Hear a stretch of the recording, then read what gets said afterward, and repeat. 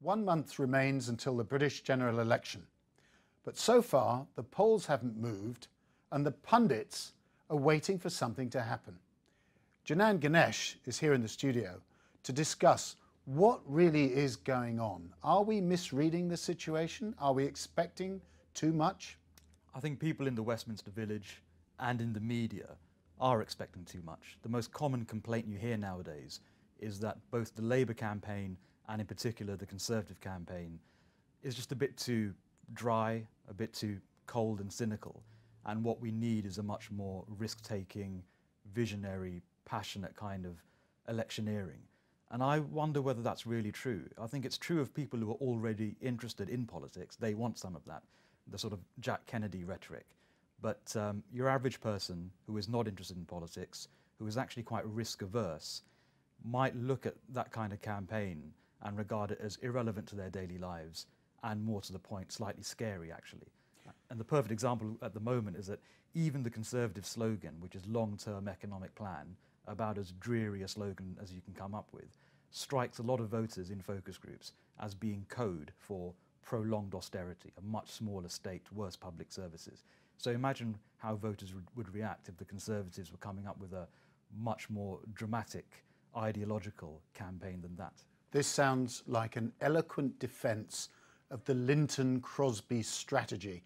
And of course, Linton Crosby is the Australian who's got exerting a tight grip over the Tory message. And is running a very dry campaign. It's also a defence... Dry as milquetoast, I think you think. Well, the milquetoast reference actually goes back to John Major, which I think is the 1992 election, which John Major won, was the most interesting of my lifetime, in that the Conservatives have been in power for 13 years. They just presided over their second recession. Everyone expected them to lose. And they ran a very boring campaign, which was all about grinding down Labour's policy on taxation and the economy. John Major himself was a very unromantic figure, quite middle of the road. And they won in the popular vote comfortably. And I think it's because in the final analysis, your average swing voter doesn't care about first principles or ideology, doesn't particularly want to be moved by romantic rhetoric. They're looking at the economic fundamentals, a comparison of the leaders, and trying to choose who is the least bad of two alternatives. Well, of course, back in 1992, Neil Kinnock ran a rather exciting campaign. Was that why he lost? And it's interesting. How do you think Ed Miliband's campaign matches against the Kinnock campaign in '92? Well, you're right. I think this supports my theory that in 1992, Kinnock was a much more dramatic communicator than John Major. He was also much more spectacular, much more romantic than Margaret Thatcher, who also beat him. Michael Foot was much more romantic in his politics than Margaret Thatcher, and he lost as well.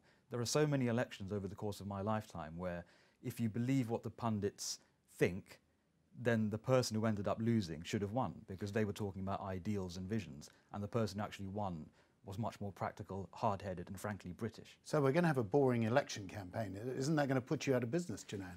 No, I still think there's a gap in the pundit market for someone who points out why the pundits are wrong, and I'm trying to stake that position out. But you know, the substance of the election is hugely important. Different economic plans, different visions of the state going forward, and that deserves analysis. But the idea that you can break away in the polls and win this election by being a bit more vigorous and talking about ideals and grand visions strikes me as a recipe for a country that isn't Britain. Britain is much more hard-headed than that. So, with a month to go, you want a boring campaign, which you'll interpret, but let's just ask you this. Is there anything that you think we should really be looking out for which could mark a turning point or a little bit of a breakthrough for any of the parties? The thing I'm hearing from the Conservative side and the Labour side is that if anything shifts the polls in the coming weeks, it'll be fear among swing voters in England about the prospect of a Labour Scottish nationalist deal of some kind. And even people who are very moderate in their views can be quite animated on the doorstep when they're being canvassed by MPs. And they regard Nicola Sturgeon's SNP as potentially quite disruptive, and they fear a government in which she plays a large and decisive part.